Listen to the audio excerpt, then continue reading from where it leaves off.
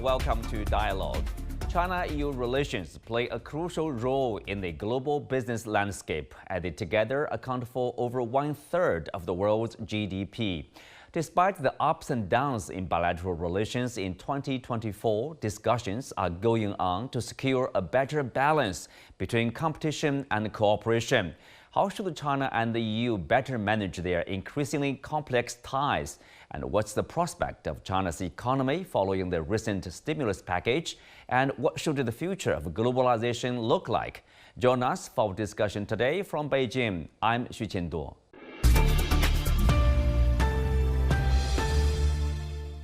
Joining me today is Yanis Varoufakis, former finance minister of Greece. Welcome to Dialogue, Yanis. Thank you for having me. Well, if you look at China-EU relationship, of course, it's about 800 billion euros, and China is the largest partner of goods, second only to the U.S. We talked about interdependence, but then people look at the other side, or people see things differently. They would increasingly say, oh, there's over-dependence on China, there's vulnerability, there's, let's say, probably trade deficit issues outstanding. How do you look at the relationship now? Purely in geopolitical and not trade-related terms. Let us not forget that the European Union didn't raise a single issue regarding its trading relationship with China until it was told to raise an issue by the United States. It was only after Donald Trump in 2017, 2018 started the new Cold War against China that Brussels was given instructions effectively to question its trade links with China. You remember the ban of Huawei or the imposition by Washington, D.C. upon Brussels to begin decoupling from Huawei. And then when Joe Biden won in 2020, and instead of reversing Donald Trump's, his great enemies, political enemies policy of a Cold War against China, Joe Biden amplified the Cold War against China and essentially gave Europeans their marching order to start questioning the relationship with China. And let us not forget that if it wasn't for China, after the 2008 great financial crisis, Germany would have had very, very serious problems because soon after 2008, not only the banks of Germany went bankrupt, but also Germany lost its export markets in the rest of Europe, in countries like mine, in Greece or in Italy, in Spain, because of the Great Depression and the austerity-fueled recession in Europe. It was only China that came through and increased massively China's importation of German commodities and German cars, German goods and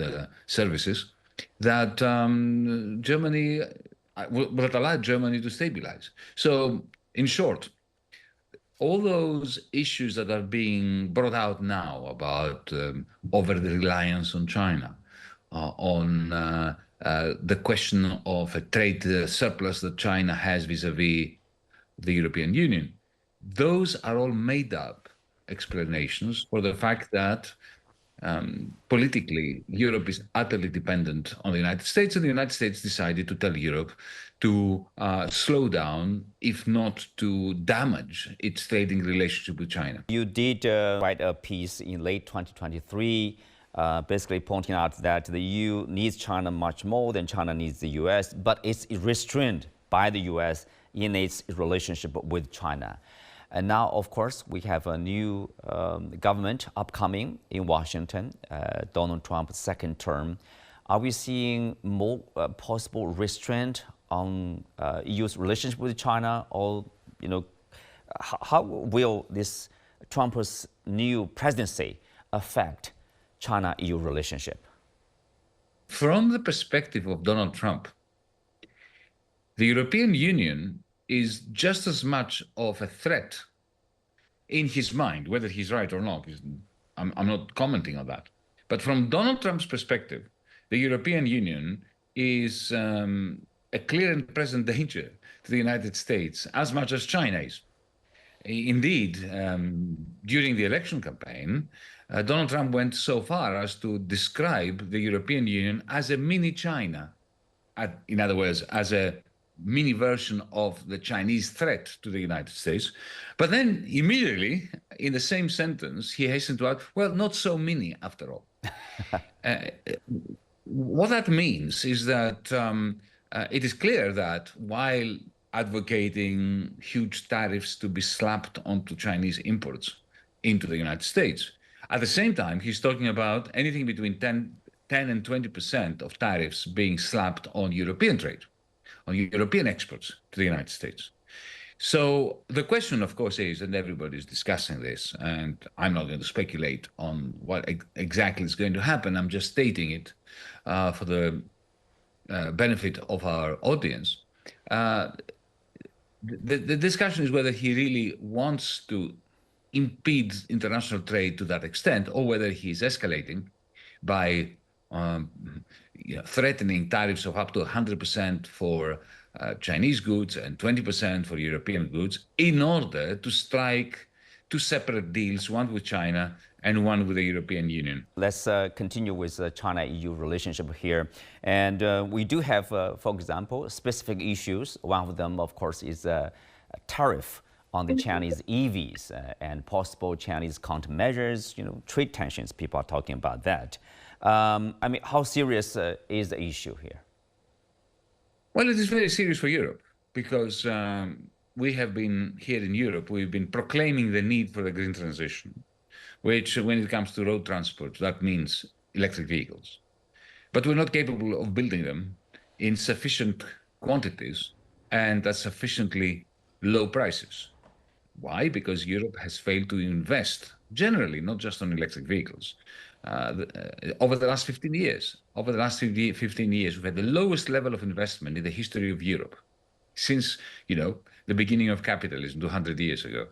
And therefore, on the one hand, we proclaim the need for the green transition, that we need electric vehicles, we need solar panels, we need wind turbines, but we can't produce them. China can produce them.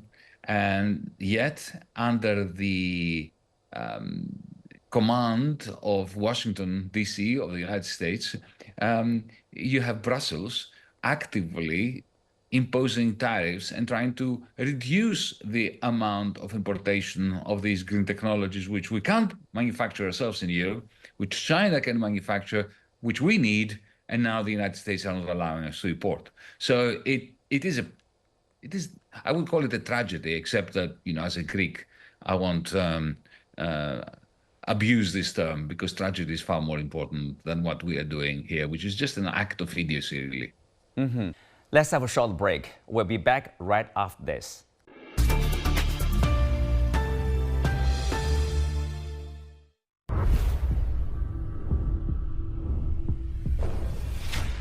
What's behind the next door?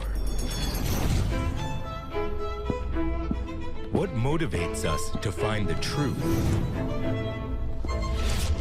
To understand the world, we must see it from different angles. Never stop searching. Go deeper. Go further. Be open-minded. Be engaged. Open the door through dialogue, where ideas do matter. You might think you are better informed in an information age. The fact is, people are more often misled by misinformation.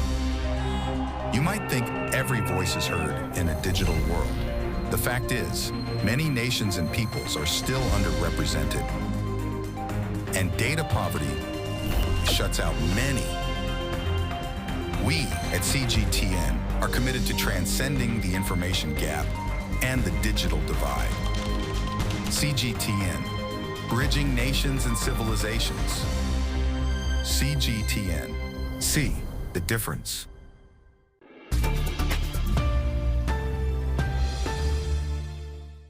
Welcome back. Well, of course, at the same time, China has proposed this the new quality productive forces, meaning basically with a focus on innovation, science and technology, at the same time upgrading the traditional industries. What is what does China fare in that respect? Also, long term, how productive that will be. Well, science and technology and innovation is essential. It is necessary, but it is not sufficient because you can have a lot of productive capacity and a lot of productivity gains, which are, as I said, necessary. But you also need to look after aggregate demand, the capacity of society, the society that produces these innovations and these commodities and these services that are laden with innovative and research-based advances, the capacity of society to be able to consume them, to have the effective demand, as John Maynard Keynes described it, in order to have it. My personal view, if I'm allowed to canvass one, is that China should very seriously consider a basic income for its population, especially given that you have a remarkably interesting experiment going on in the People's Bank of China, in the central bank, with a digital currency. It is perfectly possible to balance the increase in the productive capacities of the Chinese economy with an increase in aggregate demand, which relies on a basic income that is generated through your digital currencies. Well, I think many people would agree with you that consumption is important, not only the manufacturing capacity, however productive that is. At the same time, of course, you want to, for any nation, you want to upgrade your production chain to improve the quality in terms of innovation, in terms of manufacturing. If you look at the World Innovation Index report 2024, for example, China ranks number one for the second consecutive years in terms of the number of global top 100 science, technology, and innovation clusters. So how do you look at the Chinese, let's say, development growth in that respect, innovation, science and technology, for example, EV and other clean energy technologies? There's no doubt that not only is innovation and a scientific a revolution in production necessary for a country like China, for any country for that matter, but moreover, China has been remarkably successful. The electric vehicle market is a miracle. Never before has a country managed using its own resources, to essentially mature a new sector like electric vehicles within 5 years, which is what has happened in the case of China. So, while Donald Trump and Ursula von der Leyen are slapping, desperately trying to stem the flood of high-quality, inexpensive Chinese electric vehicles into Europe and the United States, using rather unconvincing arguments about state aid and about dumping. The reality is that these electric vehicles are the result of a vertically integrated supply chain, which incorporates not only materials, human labor, technical expertise, but also remarkable new innovations. So China needs to be complimented on this, and I do compliment China and Chinese engineers and companies on this. At the same time, when you have this spurt of productivity and this spurt of innovation, you need to ensure that you do not become a hostage to the inimical responses to these exports going to the United States and to Europe by European and American bureaucrats and politicians. This is why it's important to be able to consume within China a large part of the output of this remarkable, technologically innovative industrial sector. Well, that's true. China is making efforts in an all-around way. China is investing overseas, for example, with the latest opening of this Shanghai megaport in Peru, and the growth, I would say, rapid growth of trade between China and the Latin American countries. And also China is welcoming more foreign investment into its market by basically removing all the restrictions in the manufacturing sector.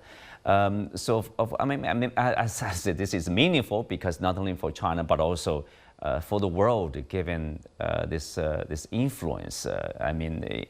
Also this global atmosphere of rising protectionism, right? But of course, it depends on the interactions with other countries too. In that respect, how do you look at, say, the Chinese overseas investment or Chinese embrace of foreign investment into its own market there? Well, you've got to remember that it's perfectly capable of growing your trade, growing your exports in a balanced way, with a balanced trade situation, in equilibrium.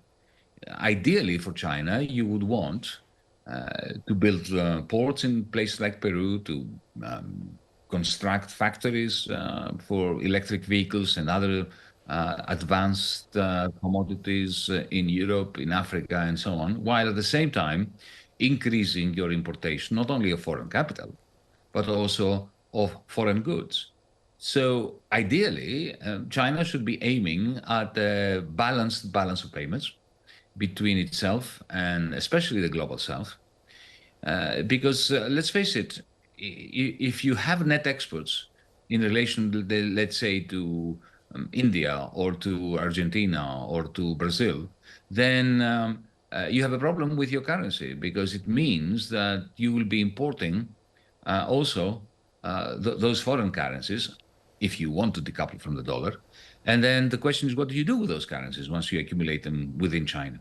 So it is essential to separate the problem of net exports, which is always recessionary within your country. This is something we must remember. When a country like, for instance, take Germany, which has been having, they're the champions of net exports. And the other side of the same coin of net exports is the recessionary austerity effect of those net exports on their own working class, on their own population. So you want China to grow its income, its production, its science, research and development, innovation, its exports to the rest of the world, while increasing simultaneously its imports, because that will be essential for raising the living standards of the people of China. Yeah, improving the living standard of China, of course, the priority of the Chinese government. At the same time, we do see China invest, for example, in infrastructure projects around the world, and the Belt and Road Initiative. You have this Prius port in Greece, for example. You have this Shanghai port in Peru, and also railways, highways. People see that as necessary, in particular in developing countries. At the same time, of course, it's criticized for creating this so-called death trap for developing world. I mean, the Belt and Road Initiative is continuing, and how do you look at that? The prospect and the usefulness of investment in infrastructure. I'm on record for many years now, more than 10 years, supporting the Belt and Road Initiative, supporting it not on behalf of China, but on behalf of logic and human decency in the United States, in Europe, and so on. I would add two caveats, though. The Belt and Road Initiative and Chinese investment in effectively public infrastructure in other countries needs to be augmented by two features which are not particularly present at the moment.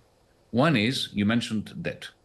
Whenever you lend money to a country, to a company, to a society, like China has lent to African countries, to various countries in Asia and so on, even some European ones, as part of the Belt and Road Initiative.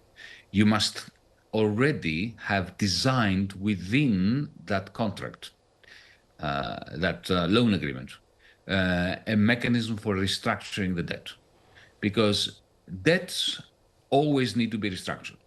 This is one fundamental truth since the beginning of humanity. Debts cannot be sacred. They need to be restructured according to the circumstances.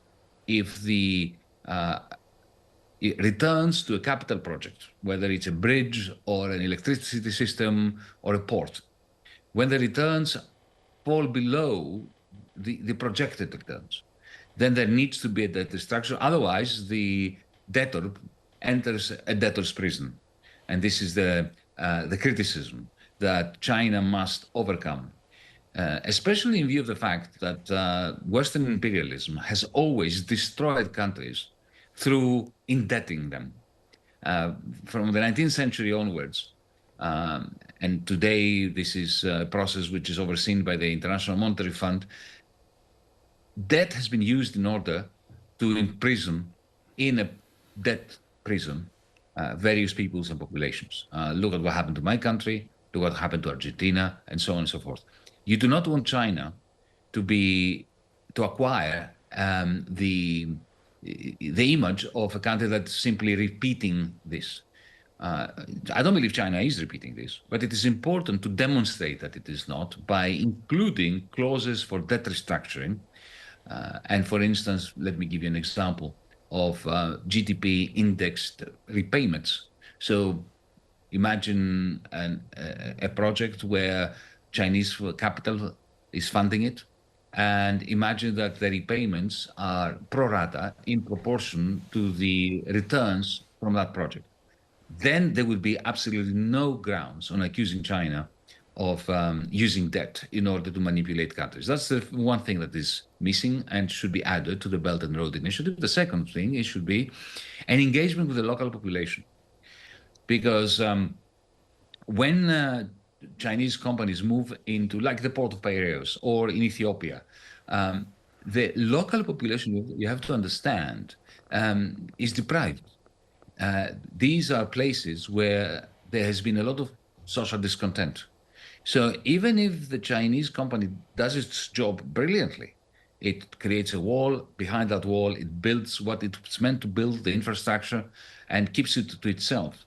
That creates a kind of distance with the local population. And that distance can be manipulated into enemies of good relations between our countries and China by inspiring nationalism, local nationalism against China. Mm-hmm.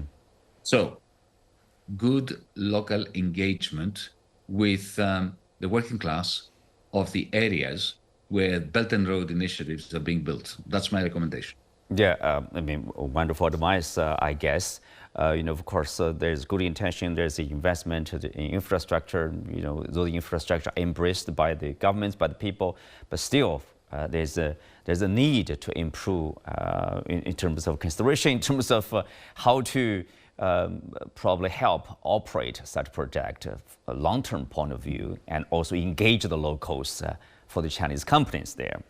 And of course, we talked about trade, investment, bank loans, big project there, part of globalization, let's say, at least in the traditional sense. But back in 2018, you pointed out basically we need I'm not sure whether it's the right characterization of your idea, like a new globalization, because the old way of globalization is no longer viable. And our solutions, quote, must be internationalist. Talk more about that. Well, globalization is not internationalism. Globalization is the internationalization of capital. So if you go to the Mexico-United States border, you will see the ugliness of globalization. You will see an ugly fence that prevents Mexicans and Latin Americans from stepping into the United States. So this is the opposite of globalization, right? People are not allowed to move. Mm-hmm. They are fenced in like chickens, like prisoners. And while they're waiting there, hoping to cross the border for a better life, in a place where they can find jobs and better security, there are openings in this wall, and one truck after the other crosses the border with goods. And simultaneously, as we know, you don't see that because it happens in the ether, but money, billions and billions and billions or trillions, travel across the world at the touch of a button. So globalization is the freedom of money and commodities and the unfreedom of human beings to internationalize. Internationalism focuses on humanity, focuses on our capacity to move freely, for the Chinese to come to Europe, for the Europeans to go to America or to Latin America, for Latin Americans to come to China and to come to Europe. And also it means international solidarity. Solidarity with the many, not with the few. Globalization is solidarity with the very few against the interests of the many. So as progressives, I'm speaking as a Marxist, let me be clear on this. For us, Marxists, the logo that motivates us is workers of the world unite. It's not workers of the world erect borders and stop each other from moving around. And it's not, we care about ourselves and not about the others. It's about looking at humanity as one family and ordering our business and our finances, our ecological projects in order to maintain the capacity of the human family.